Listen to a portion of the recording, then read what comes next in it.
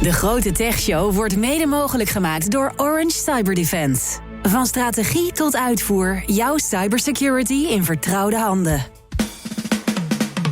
Goed dat je luistert naar de Grote Tech Show. Tech verandert onze wereld. Hier hoor je hoe vandaag live weer vanuit Breda. Want we zijn op de Dutch Game Week, het game-industrie-event van Nederland. En waarom het in Breda is, nou dat hebben we al gehoord in de vorige aflevering. Waarin Leon van Rooij van Playgrounds spraken. En nu gaan we weer een boeiend gesprek voeren. Zeg ik, Joe van Burik. En Ben van den Burg. Is er ook. Hallo. Inmiddels wel wat games gespeeld, Ben? Nee, nog steeds niet. Wel veel gezien over hoe games gemaakt worden weer. Fantastische beelden heb ik gezien. En dan krijg je zin om te gamen. Ja, en dat doe je dan weer niet. Nee, want het kost weer meer tijd. Ik heb maar 168 uur in de week. Ik word helemaal gek van mezelf. Ja, en toch wat meer tijd maken om te gamen en minder toeltjes gebruiken, laat ik het zo zeggen. We zijn dus nog steeds op de Dutch Game Week in Breda. En we gaan praten met een internationale gast, want het is een internationaal event. So we're switching to English for this one, because joining us is the art director at Embark Studios from Sweden, the game developer that delivered the hit game Ark Raiders, one of the releases of 2025, an online extraction-type shooter in which you both fight with and against other humans, and altogether against AI-controlled drones in a post-post-apocalyptic world, as the makers call it. And one of those makers is joining us now, art director Robbert Sammelin. Thank you for joining us. Thank you for having me. Thank you, Robert. So, congrats on the success of the game, because this is one of the breakout hits of 2025. I played the playtest versions myself with my colleagues. I'm explicitly not playing the full game because I just can't spend the time. I'm sorry to say. But first, though, I mean, it's in this day and age, what's key to developing a blockbuster game such as Ark Raiders? I think, first of all, thank you. It has been overwhelming being met with this sort of general positivity towards the game. I think making a blockbuster, you need to find the thing that really sort of stands out within the game and find the way to grab hold of a player and make sure that they also stick with it. Mm-hmm. So also, if you can just describe the game for people who've not played it, like Ben until an hour ago. Oh, sure. It is a game where you play as a human in the post-post-apocalypse, some 200 years in the future, where the world has more or less collapsed through an ecological collapse in the past. And humanity has retracted to live underground, because a portion of humanity left Earth to seek out a better sort of circumstance. To Mars. They went to Mars? They went somewhere undisclosed. Okay. Ooh. And over time, these mysterious robotic enemies came and invaded, more or less. So humanity's retracted underground. And the game loop of it is you go up, topside as we call it, from where you live underground, to find resources, scavenge material for things to help humanity thrive by building sort of things for the community, but also equip yourself better to take on the enemy. So that's kind of it. And you face not only the robotic enemies, but other players, and you don't necessarily know if they're friendly or not, because anything can happen. Yes, and what is post-post? Why is it post-post? So we use that terminology because we want to depict a post-apocalypse that's not dreary or too decayed or drab and depressing. It's like we say, the premise of the whole game is quite dark, that humanity has more or less fallen, but post it's been so long that nature has started reclaiming the earth. So there's lush vegetation and all the remnants of man are now more or less covered in nature. So it's just, again, the planet is thriving. It's sort of going through rebirth, more or less. Right. And the interesting thing I found, there's a documentary on the making of Ark Raiders, made in conjunction with NoClip, in which you feature as well. And I like a quote you said very early on, because when you actually quote your own kid, if I'm correct, a sci-fi game from a new studio. How original. We've seen quite some sci-fi games over the years. You used to work at EA, at DICE, on Battlefield, but Star Wars Battlefront as well, another sci-fi shooter, if I may. How do you still then decide, okay, we're going to go this direction, but we still need to make an original impact on the international game community and make sure to draw them in, even though it's something that resonates with them. You see my point? I mean, it is.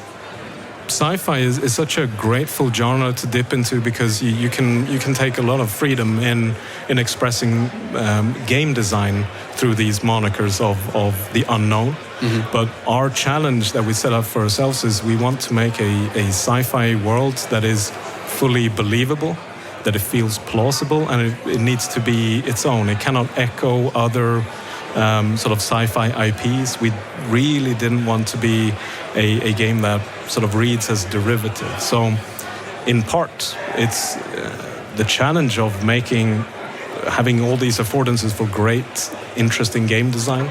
Sci-fi is the perfect sort of growing ground for that, but also the perfect limitation. That you like we say, it's the world is very technologically grounded. But the enemies are highly technological, but they're not magical. So it still adheres to rules that you intrinsically understand. Physicality is at play. If something looks a certain way and it looks like it behaves a certain way, it probably does. So everything is sort of intuitive. That's kind of what we wanted to lean into. Yes, you said it has to stand out. Your game, the R-graded, has to stand out. What stands out? What is that for you? I think it is a broad term.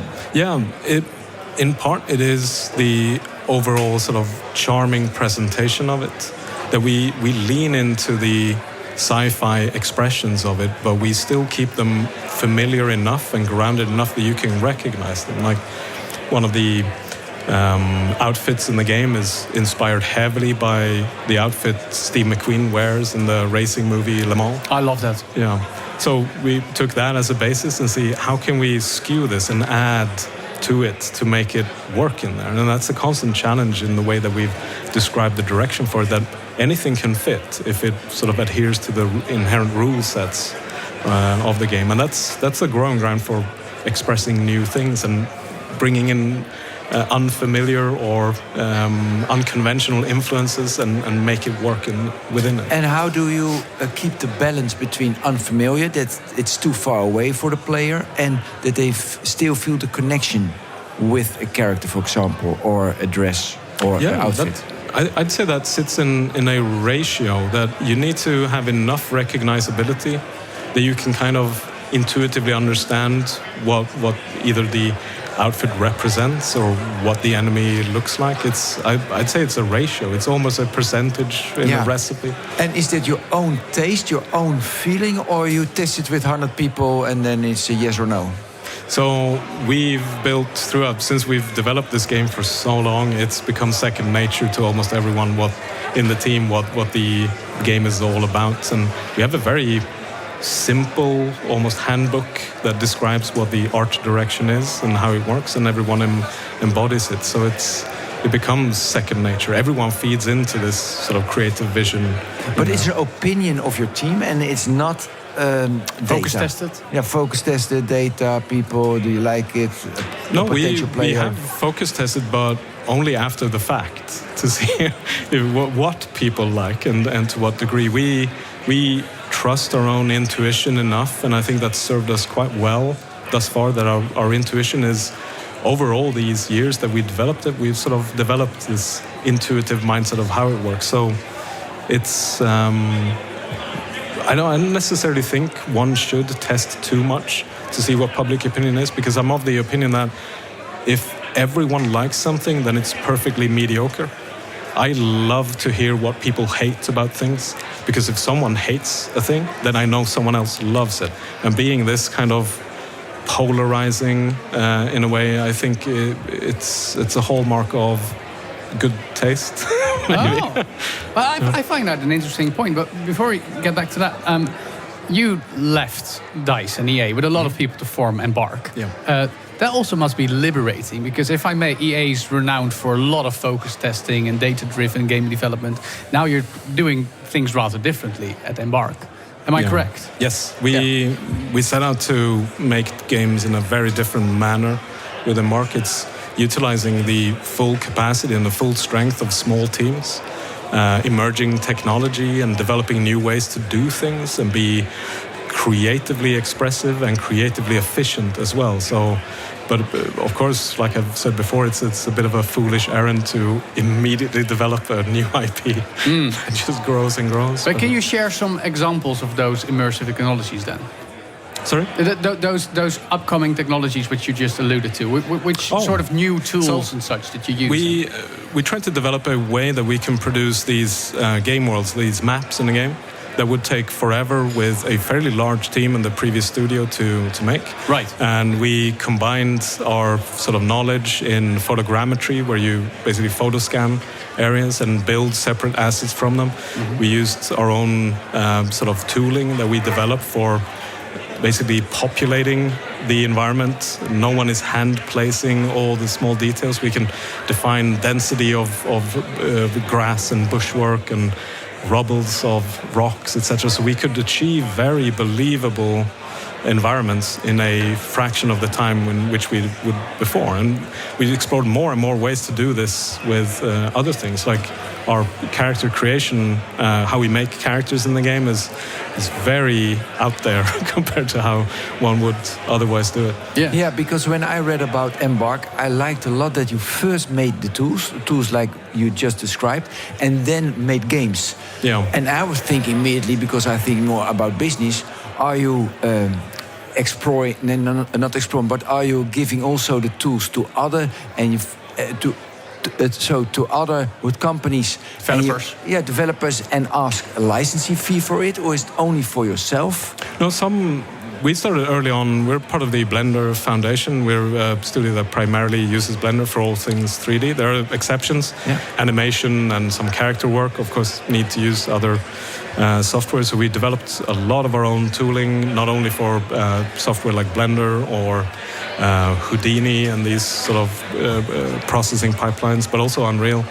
The ones that are, I think, free to share are shared as well. Right. But we have most studios these days have their own internal tooling, especially to fine-tune and make the game engine behave the way you want to. We shave off a bunch of things from Unreal and introduce our own to ensure that we have a really smooth performance, that it does what we want it to do. Yeah, but that makes a lot of sense, because interestingly, this week there was an interview with the former CEO of your parent company, Mr. Owen Mahoney, who used to be at Nexon, the parent company of Embark. And he said on the Game Business podcast that the world you're running around in an arcade is not designed by an artist, it's modified, it's laser scan data. Well, that alludes to the photogrammetry you just described, I think, and that then brought into the tools and modified. They didn't spend all the time and effort painting a lot of leaves on a lot of virtual trees. So this is putting a lot of context there, but it's still marrying a creative vision to the latest technologies. So how do you view that balance? I think it is a balance that designers and technical designers and artists almost mix in what they do. So an artist learns a lot of the technical bits behind it and can use the tooling to their advantage, and conversely the designers can learn the art tooling behind it. So we start blurring the lines of responsibilities in how it works, and it makes it truly collaborative in a sense that you don't go through a bunch of steps normally in traditional games development. That you arrive at the write-up for what it is, the description, the game design of it, the art aspect of it, and then a list of chores for everyone to do. So we tackle things as groups, figure it out together, and do it together as well. Right. So this may be a bit about semantics, but given that AI is quite a buzzword in the industry at the moment, would you say this falls under the umbrella term usage of AI, or is it explicitly not AI and different kind of tooling? I think AI as a whole it's a big umbrella to cover. I think that may be the issue we have here. So if we're talking about digital tools, absolutely, it's part of game development. It has been for ages. Yeah. Learning how to sort of, as part of our machine learning capability with the enemies. Yeah, the animations are... Yeah, so it's... Yeah, they're trained to react and behave, to find their footing, to know how to walk, and all these things. But then the craftsmanship comes in with the animators refining all this work and setting the boundaries. So basically trained through iteration, through these what's the word? Machine learning Yeah. steps to learn how to navigate. Is that reinforcement learning then? Yeah. Yeah. So that in a sense, I mean, again, umbrella terms and semantics, that does fall under the umbrella of AI, but in a very effective way, I would say, to generate something. I mean, I've played the game. I know how amazingly well the enemies react to your movements, and it adds to the experience of the players. Is that something you're able to convey to the community to say, this is really enhancing your experience? I think when you play this game in sort of relation to other games and be pretty amazed by the perceived intelligence of the enemies, the way that they seek you out, the way that you follow you around, it still gives off this impression that it's very handcrafted, that they are truly intelligent, but it's all down to very clever programming to figure out how pathfinding works, what volumes they can enter and not, how they can sort of find multitude of ways to find you, even if you're hiding. So I think it's perceived as a very intelligent design.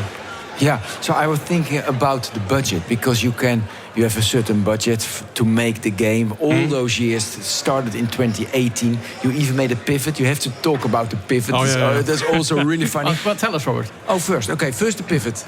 So first the pivot. We started in 2018 to dream, the big dream of making our first game, our entire own IP that would facilitate for all these sort of gameplay dreams that we had of a game that is a fully cooperative players versus the environment versus enormous enemies that humanity unites to fend off this threat. And we made, to be clear, a very cool and quite fun game doing that. But the problem was it didn't sort of stay fun.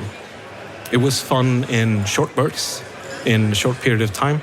And we could have, of course, released it, but people would have played it and they would have left and forgotten about it. So we decided after a long sort of deliberation to expand upon this, because we were onto something that could be truly innovative and truly extraordinary as a game. So it ended up that we paused the project. We scrapped it more or less and went back to the drawing board to figure out what makes a game engaging, what makes it keep players wanting to play it, what keeps it fun over more than just like a couple of days, what can make a game fun for years. And this was. And what were the answers on that question? It was introducing enough of a tension to the whole thing. There needs to be something worth losing or worth fighting for, and to lose this risk-reward balance. Yeah, to put something at stake. Yeah, the stakes need to be very high for something to keep you engaged. And you need to feel like when in the previous version of the game, we were almost, when we joined up, more powerful than the enemy, that we more or less just paved the roads with them. Then we joined together and became all powerful.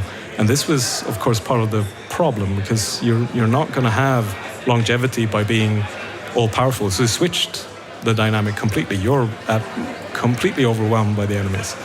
If anyone, no matter how skilled they are, caught in the wrong sort of moment in time, even the smallest of enemies will kill them. And that's, I think, part of the allure with it, and what proves to be a long-term sort of attention grabber for this game. Yeah. You can go back over and over. Okay, and then you made a pivot. It took even longer to launch the game. And then we think in the Netherlands, well, there's a budget and you can take 4 hours, but the budget is running out of budget. And how are you going to do that? What was there? How did you achieve that? So when we started out, we had investors, and our main investor was so thrilled with the prospect of what we could do, that they just acquired us. So they're the majority owner of this, and they've been incredibly patient with us. Oh, that's Nexon, if I'm correct? Nexon, yes. We cannot believe how patient, how sort of kind and benevolent they've been to us, because we were, an abject failure for years. But they believed in your vision and potential. Yes. And they've been incredibly hands-off. They've been challenging us to make sure that we only make the games that we would wholeheartedly stand by. And then basically asking the question, if you believe in this enough, we believe in you, which is a rare thing, I think. And I mean, the pivot meant we had to take our other game and fast track that to release. Yeah, which was also the final. A bit tumultuous. Outset for us. But still, how do you then, refocus on the project you were already working on, namely Arc Raiders, and carry that to the finish line, and not just carry it to the finish line, but launch it to huge success?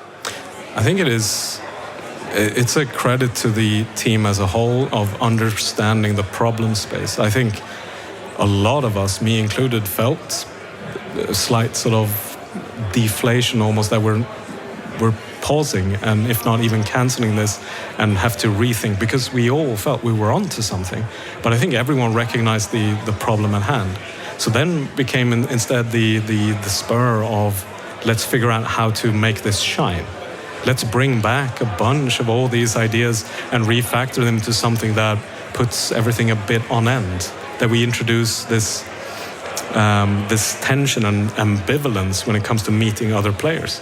You don't know if they're friendly or not, and devise all these means to communicate with other players and find out. So it more or less became this, I would say it's almost a Western game at its core, like prospectors looking for gold. Well, I've had a few Mexican standoffs in this game, I can tell you. And I think the prospect of that is what the team just ran with and kept running with, and over. Still to this day, we're coming up with all these new sort of ways to enrich in the game over time. Right. So I played it a lot. I alluded to this before. I played the playtest, and I was impressed by the way the game kept me engaged. As you say, you keep coming back for more. And for me, the stakes are too high because I keep playing, and that, there's other games to play.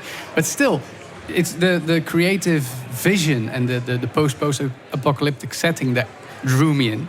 It's the game design that kept me in. What are the elements, aside from it being a live service game and you're going to be adding content and stuff, to keep players engaged? And how far can you as an art director also contribute to that? Because the world's already there, it's been built, it's this vision. How do you take it post-launch? It's a really good question, and it could warrant an extremely long answer. Well, go for it. And a whole bunch of, we're not ready to talk about these things. I don't mind that disclaimer, but just, No, we've said before that we have a 10-year plan for this game. And seeing that when you launch something, the primary objective is, of course, to make sure that people feel engaged with the game. Then the secondary objective becomes to make sure that they have enough to do in this game to stay with it and await the new sort of content that gets added. And we have long-term plans of these different conditions to maps, new maps, variants of things, and make sure that there's always a healthy dose of new things for the players to experience, different ways to engage with the game and play it. You almost drew me back in. I may still re-enter, I'll admit. There's one thing I'd like to bring up, because I really like this game. A lot of people like it, but there is also some, annoyment about the fact that allegedly generative AI used voice quips were used in the game. Can you elaborate on that situation? Well, I think I'm really not the right person to go into detail on the AI uses of the voice.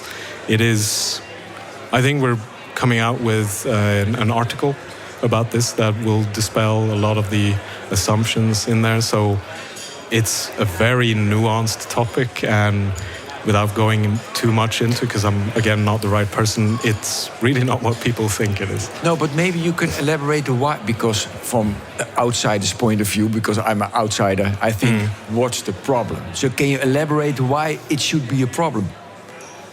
Well, I think when it comes to AI as a whole, within the last couple of years, digital tools that we've come to use over and over through the years have been labeled this AI thing, and of course the generative AI that steals people's work or steals people's opportunity for work is often used as sort of an umbrella term for anything that is like we just discussed within the digital sort of tool set. Yeah, and I think that's part of the problem. It's fairly unnuanced of what it is.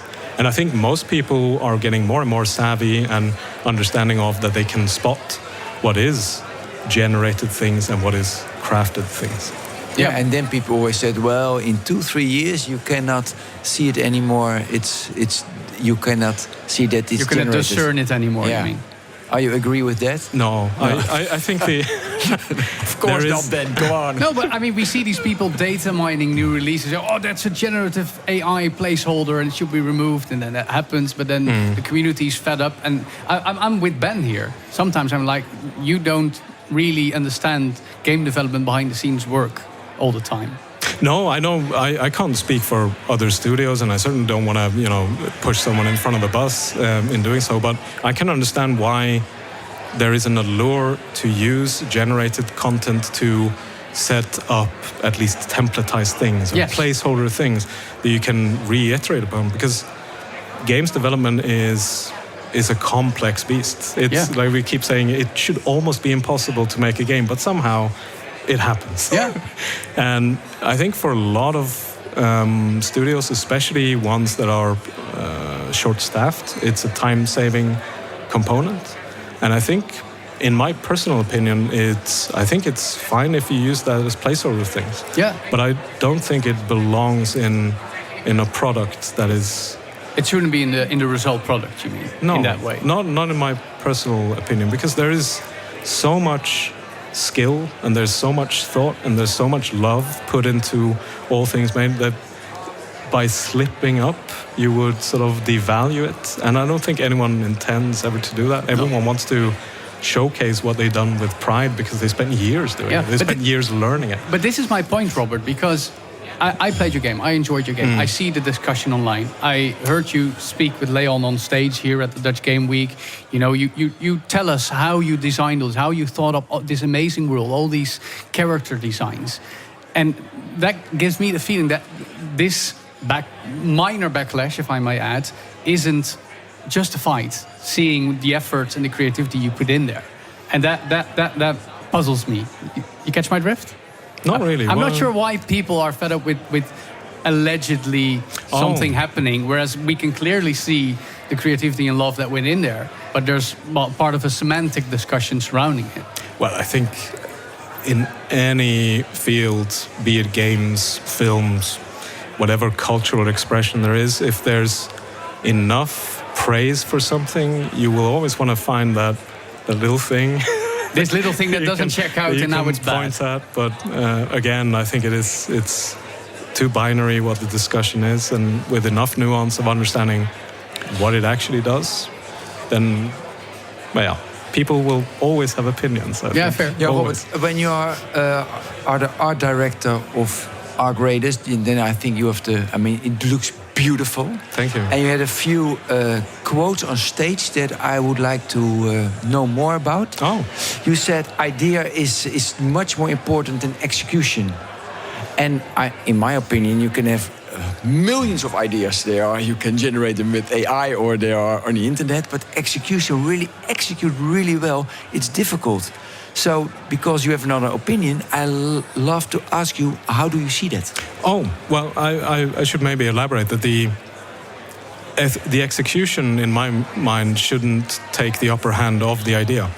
It's like the perfectly rendered but most mediocre design is always going to feel like a lesser creative output than the imperfect one that has the greatest promise and the greatest idea. Okay. I think also, when it comes to perfecting, or not perfecting, I don't like that word, sharpening the visual expression of something, the hard skills, that often comes with time. But devising the idea that's why the human creativity is so necessary. Yes, and you had with your team that one idea. And that strikes me also. How did you have one idea with the team, and what did you do to keep that one idea with the team? Because every person is different.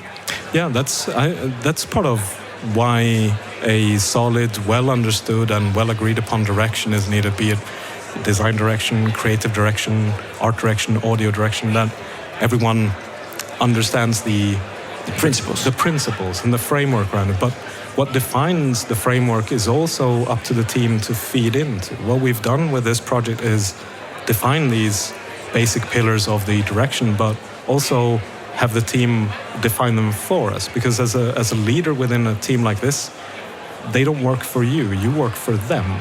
And you need to facilitate all these things for them. So it's a lot of back and forth until we're all, I think, well understood with what we want to achieve. Yeah. Then there's, of course, going to be difference in opinion and all these things. But at a wholesale, it's at the sort of bigger picture, it's more or less the task of the director to make the direction. We're going this way. And everyone's kind of... And the last thing I would like to ask, you said curiosity is the most important thing. And then you gave an example when you make a fantasy world. Will you please tell us what you need to do when you want to make a fantasy world? So I brought up an example in the interview where a student I was tutoring a number of years ago was challenged because they wanted to create a dragon for a fantasy thing. They wanted to dig more into it and go, what artists who make great dragons should I look at? And I told them, don't look at anything that relates to a dragon. Look at Rococo furniture and drag racing, for instance. Find things that don't necessarily feel like they belong, but steep it in the mold of what you want a dragon to be, and challenge yourself with injecting uncommon or even obscure influences into what you want to achieve. That way you exercise your creativity, you exercise your reasoning behind something to say, can I bring something new to this? Because looking at like the sum of all dragons, that's the most derivative result that you're gonna end up with. So, and it's harder to bring in something fresh. It's more difficult. It's like when you were young and look at the clouds, you saw a lot of animals in the clouds, and that exercise you don't do anymore, but that's a really good exercise.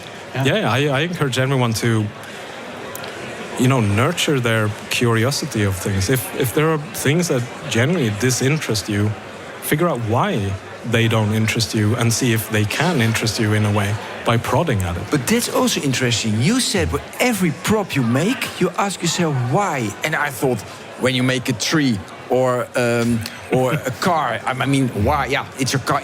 You have to have a tree in your post-apocalyptische world. So why you ask always why? I mean, sometimes it's obvious you need a tree. Yeah. Oh, but you have to ask yourself why. Why we would have trees? Yeah, look, you said... Sometimes a tree is just a tree. Yeah, exactly. You said for every prop we make, we ask ourselves why we make that prop. Yes. Why is necessary here? And then I'm Dutch, I think, why you need to ask yourself why for a tree? Because it's obvious you need a tree. So how do you see that? Well, I think that refers more to anything that has the affordance of readability within a game world, for instance. Trees are a natural thing. We've described this world is thriving, nature is reclaiming. Of course, and trees. And then you need a tree, for example. Okay. Yeah. So the tree needs some context. Still, Robbert, I would say we've arrived at this point in the game industry where creativity is being taken to new levels by people like yourself challenging themselves. I mean, have you played Clair Obscur Expedition 33, for instance? See, that is the thing. I have not played it. I've been watching a whole bunch of footage around it because it intrigues me. It feels like this. Joe, please tell me what it is, because a lot of people don't know it. This is a role-playing game in a very original fantasy setting. I'm sure you agree, Robbert. Made by French people, ex-Ubisoft, so similar story to you, I would say. Left a big company to start their own, worked for 5 years independently. So there's a lot of similarities. I'm sorry to tell you, but it's my game of the year. Yeah. But you agree with me. But it's a similar vibe for me with our creators, because the levels of creativity visually with audio, with design, narratively, it's all being taken to new levels. Yeah. And surely these games weren't made this year. It's been a long process. But this year is a showcase for that creativity being driven to new levels. Is that a coincidence, or do you see this new phase in game development? I don't think coming it to is. existence. I don't think it is a coincidence, because we're seeing there's been a long time coming slight paradigm shift in the games industry, with big studios are constantly challenged by the players to give us something fresh. Don't rehash everything. Don't just put out sequels. Give us something new. And on the other end of the spectrum of the indie studios, of just a handful of people who make wildly creative things that break new ground. They can be of very low production value, but they're almost on parity with bigger studios in terms of sales and in terms of how people engage with them, and so the prospect of what this can become. And I think the keen ear of a developer needs to live in both fields of understanding the big AAA industry, but also have a close eye to what the indies are doing. And I think over time this has been something that's coming to a fine point now, where a lot of mid-sized studios need to adopt more of the indie rationale of how to make games and less of the big ones, because we're seeing big monolithic giant IPs struggling or doing that head-to-head. So or being choked they off. copy, and it's not original anymore. They're just another sequel. It's a very interesting statement, because we've seen this happening for a few years. And again, these games have been in development for some years. But I would also argue it's almost like, well, not a direct response, but an occasional response to mediocre AI slop that's populating our social media feeds. And now we have all these handcrafted digital worlds that we prefer to be instead. I mean, surely that's something that resonates with the gaming community? I think absolutely. I am thrilled. I play a lot of games, not as much as I would used to, because I work a lot. I know the feeling. But the thing that I like the most, be it as a player or gamer or someone who works in studios, is being surprised by others' creativity. It's the best thing on any given day at the office, where someone has done something and they show it to you and they go, "What do you think?" And you it's think, like, wow. Yeah, no one's asked for this, but it's brilliant. And that's what we're seeing in, I think, a lot of games now. We're craving these new expressions for things. And I think you're onto something, that there is a almost counter-reaction to the very middle-of-the-road, samey thing, that perfecting recipes for games instead of bringing something new. So an artistic expression in a game like Clair Obscur is, I think it's wonderful. You haven't really seen it. It's like a very European take on, I don't know, Final Fantasy. Yeah, which is a wonderful combination. I mean, maybe it's not even coincidence, because I had a look at the nominees for the International Game Awards, and a lot of it is made in Europe, including your games, including Clair Obscur and a few others. So perhaps we're onto something with the European digital creators, aren't we?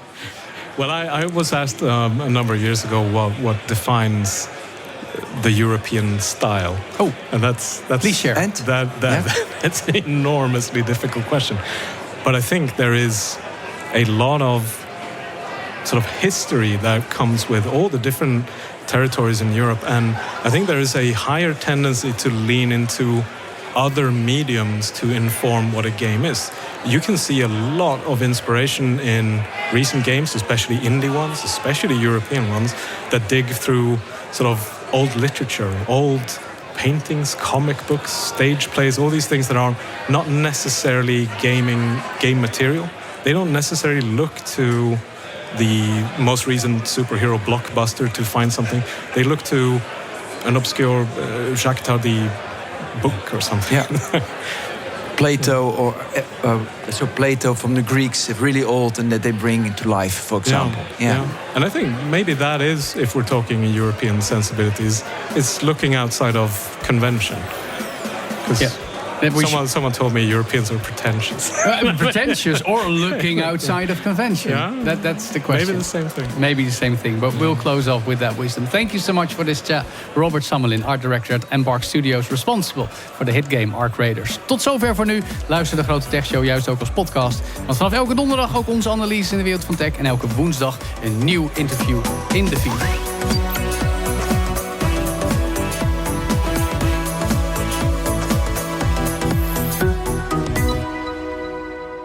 De Grote Tech Show wordt mede mogelijk gemaakt door Orange Cyberdefense. Van strategie tot uitvoer, jouw cybersecurity in vertrouwde handen.